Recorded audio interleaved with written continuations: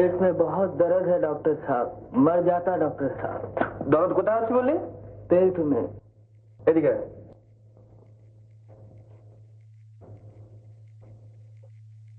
কি লাগছে? হ্যাঁ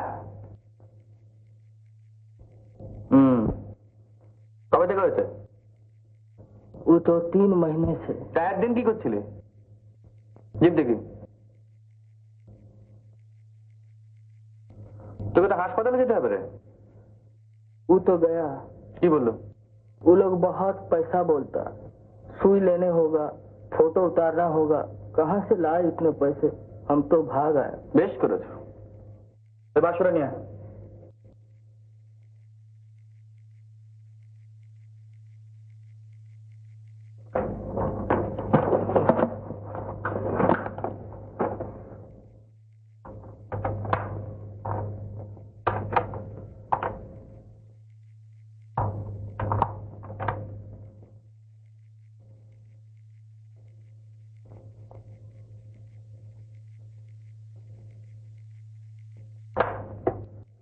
শোন, এই ওষুধটা আজকে খেয়ে নে, বুঝলি?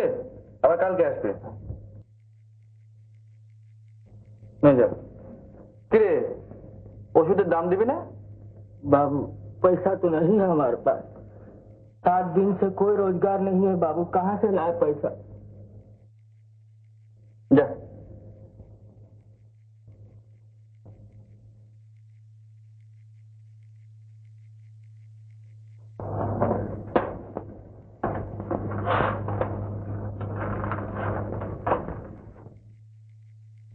हिमो कौन?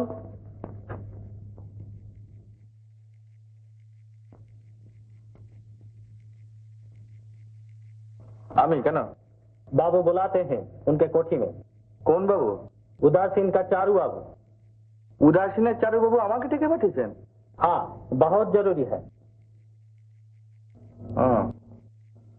আচ্ছা ঠিক আছে, তুমি যাও, আমি আসছি।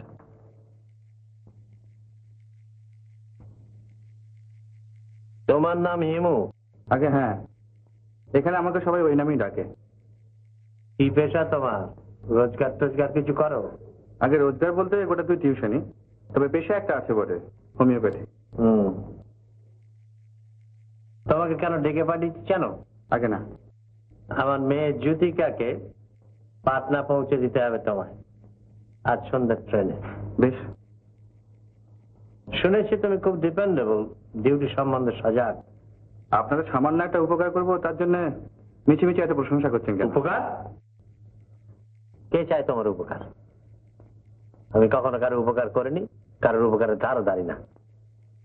ও আচ্ছা। যাচ্ছ কোথায়? দৈনিক কত টাকা রোজগার হয় তোমার? 2 টাকা? মাসে 60 টাকা হলে দৈনিক 2 টাকাই দাঁড়ায়। পাটা যেতে আসতে 3 দিন লাগবে। এই 3 দিনের কামায়ের দরুন হিসেব করে 6 টাকা তোমার ক্ষতি হয়। আগে হিসেব করলে তাই হয় বটে, কিন্তু সত্যি কোনো ক্ষতি হয় না। তার মানে ছেলে পড়াবার কাজে 2-1 দিন কামাই করলে কেউ মাইনে কাটে না। অন্য কে কি করে তা আমার জানার প্রয়োজন নেই। যাই হোক, এই 6 টাকা তুমি পাবে, আর 3 দিনের খোরাকি বাবদ আরো 6 টাকা পাবে।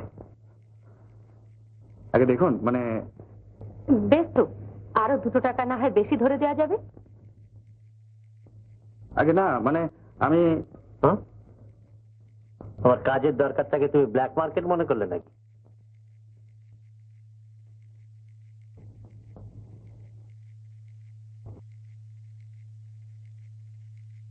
ওগো শোনো তবে,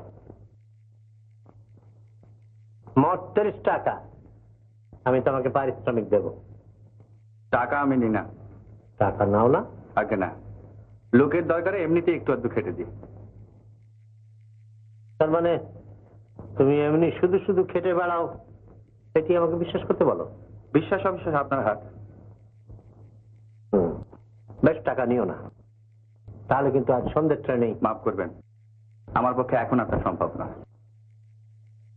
বাবা হিমু। আমায় বলছেন? হ্যাঁ বাবা, দেখো ওর ওই একটা দোষ, কথা বলবার আগেই চটে ওঠেন, কিন্তু তাই বলে তুমিও কি রাগ করবে? দেখুন, এটা রাগের কথা নয়, আমি বেশ তো, যাওয়া আসার খরচ ছাড়া আর তোমাকে কিচ্ছু নিতে হবে না। কিন্তু বাবা, এই উপকারটা তোমাকে করতেই হবে। কাল সকালের ভেতর যদি পাটনায় না পৌঁছয় তাহলে ওর ভারী ক্ষতি হয়ে যাবে। আচ্ছা বেশ, কাল সকালে উনি পাটনা পৌঁছবেন। আচ্ছা, নমস্কার।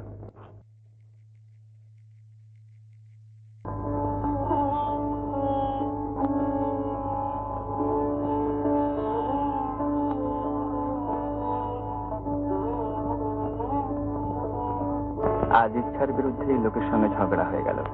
উদাসীনের চারুবাবুকে মুখের ওপর না বলে দিলাম। শুধু টাকার মূল্যে যারা পৃথিবীর সবাইকে কিনে নিতে চায়, নিঃস্বার্থ উপকারের মূল্য তারা দিতে পারে না। ভাবে অন্য কোনো স্বার্থ আছে বুঝি। যা হোক, চারুবাবুর মেয়েকে আমায় পাটনা পৌঁছে দিয়ে আসতে হবে, কারণ চারুবাবুর স্ত্রী আমাকে অনুরোধ করেছেন। তবে আজ উদাসীনের সঙ্গে কথায় বুঝলাম, সব বিষয়ে একটু বোকা হয়ে থাকলে তবেই লোকের উপকার করা যায়।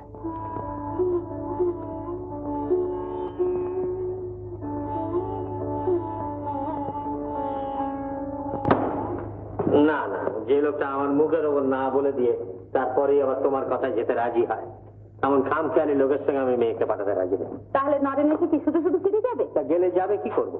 কাউকে আমার সঙ্গে যেতে হবে না, আমি একাই যেতে পারবো। কি বলছিস কি? তাতে কি হয়েছে? আজকাল তো কত মেয়ে ট্রেনে একা যাতায়াত করছে, কত মেয়ে কত কি করছে বলে তুইও করবি? তাই বলে অমন একটা বাজে অভদ্র লোকের সঙ্গে আমাকে তো আজকে চলতে হবে? সে আমি পারবো না। কি মনে করে কি লোকটা? সঞ্জুতি, পাগলামি করিস না, পাটনায় তোকে যেতেই হবে। ওগো, তুমি আর অমত করো না, তাহলে এ বিয়ে হবে না। হিমুর সঙ্গে জুতি যাক, বরঞ্চ একটু সাবধান সতর্ক হয়ে যাবে। বেশ, কিন্তু আমিও বলে রাখছি, যদি সেকেন্ড ক্লাসে যাবে, সেখানে দুজন লোক থাকবে, তার সামনে ও লোকটা মেজাজ রাখতে সাহস করবে না। লোকটাকে ধারে কাজে করতে দেবে না। আর সেরকম যদি বুঝিস তাহলে চেন টেনে দিবি। হ্যাঁ, তাই করবি।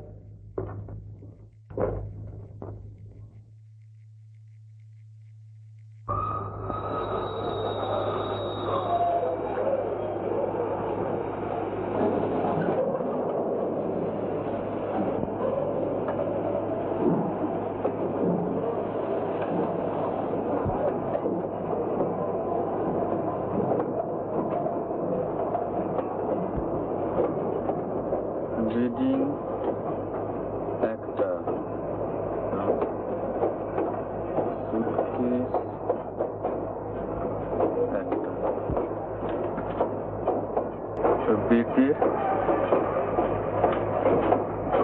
বেতের বাস্কেট, বেতের বাস্কেট একটা, টিফিন ক্যারিয়ার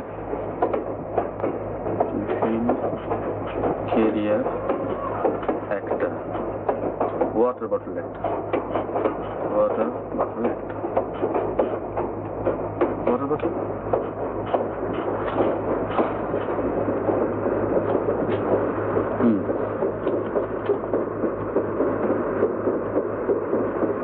হাতে বড় হ্যান্ডব্যাগ